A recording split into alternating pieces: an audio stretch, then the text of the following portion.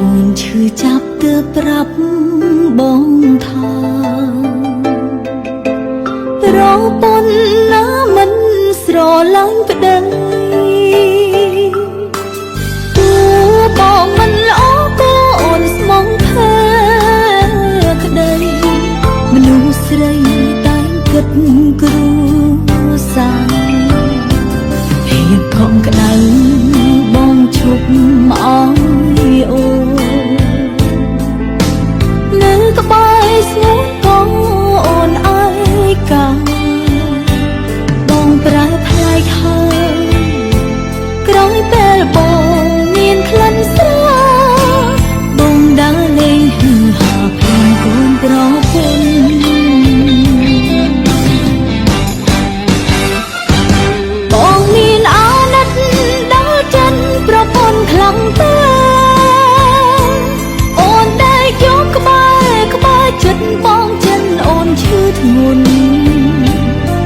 ភ្នែកអូនហូរសួររកពីបងពីមុនបងថាថយអូនមិនអោយអូនទាំងភ្នែកតា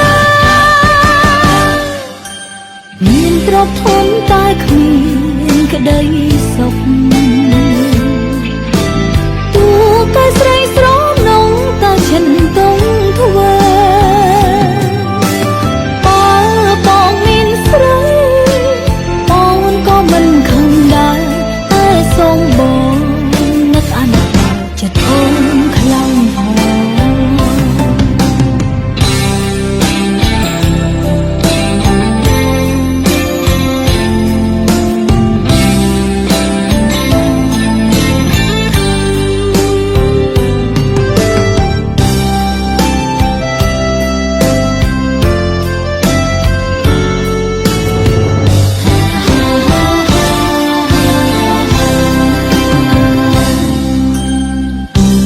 ចាប់ទើបប្រាប់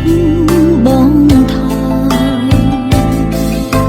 ប្រពន្ធណាមិនស្រឡាញ់ប្តីទោះបងមិនល្អក៏អូនស្មងភើក្តីមនុស្សស្រីតែងគិតគ្រួសារភាពកងក្តៅបងឈប់មកអើយអូក្បែរស្ងួនក៏អូនអើយកាបងប្រែផ្លែកហើយក្រោយពេលបងមានក្លិនស្រ